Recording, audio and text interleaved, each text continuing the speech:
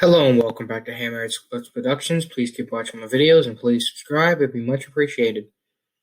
So I've been meaning to make this video, so I apologize if it's a little late. So Seattle Mariners have brought back pitcher James Paxton, who's 32, to a 1-year, $8.5 million contract. He was originally on the Mariners from 2013 to 2018. And in that time that he was with them in his first stint, he did pitch a no-hitter on May 8th, 2018. So I just wanted to highlight that. In his first stint while there, he went 41-26 with a 3.41 ERA. He had 2 complete games and pitched just under 600 innings. If you want to be exact, 582. Then he was traded to the Yankees on November 19th, 2018, for 3 players. I'm going to butcher this guy's name, so you can make fun of me if you want. Justus Sheffield, Dom Thompson, and Eric Swanson.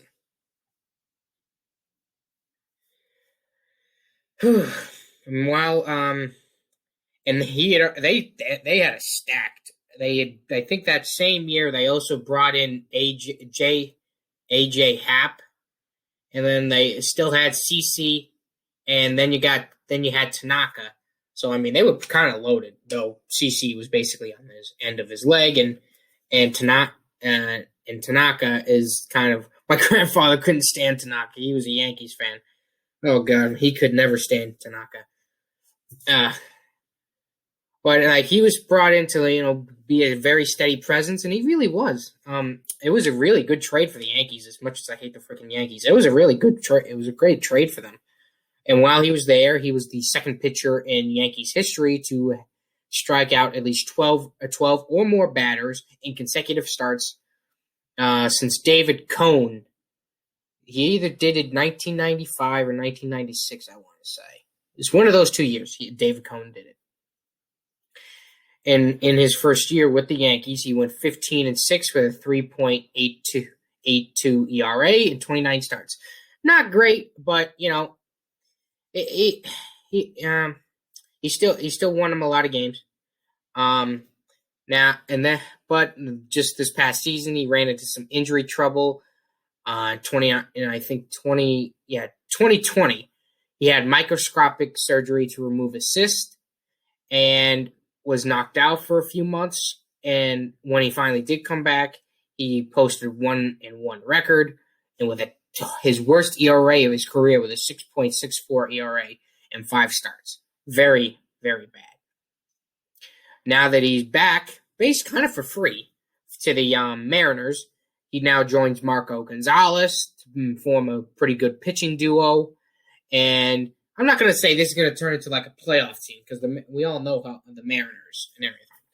I'm just saying it is a good signing for them, because they bring back a very good pitcher who had a little bit of injury trouble, but who now can bounce back in a fuller season and be counted on.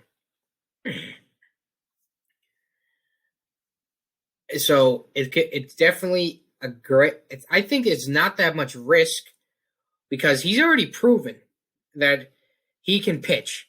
I think it just that between having that cyst removed and everything, and just how the 2020 season was, all hell broke loose and everything, it really not a great season to really judge the guy off of.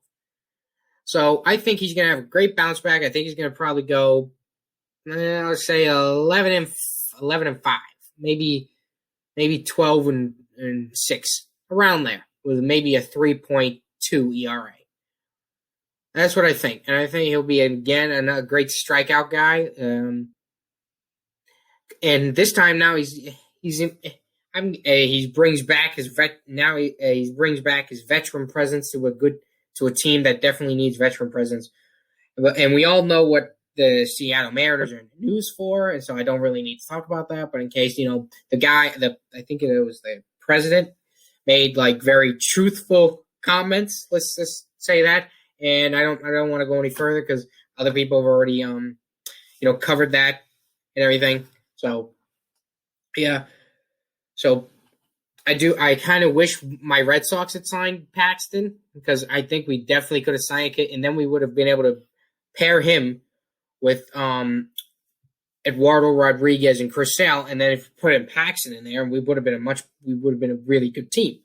But no, he decided to go. He either decided, or they were the only ones to offer him a contract, or they weren't the only ones, but they were the ones offering the most.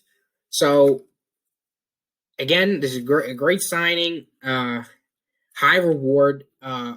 If this all works out, and I do hope it works out. I wish the best for him. As much as I don't like the Yankees and everything, but that really doesn't have anything to do with it. I mean, this guy's a pretty darn good pitcher. I remember the day he had that no-hitter. He pitched lights out. So this is going to be a really good signing. I think after this year, he has a good year. They're going to sign him to maybe a long-term contract, or maybe he goes somewhere else where they can maybe compete more and maybe get a bigger deal. But he's 32. He's probably going to just take what he can get, maybe, unless someone gives him a big fish. So that's what that's my take on it. I hope you enjoyed this video.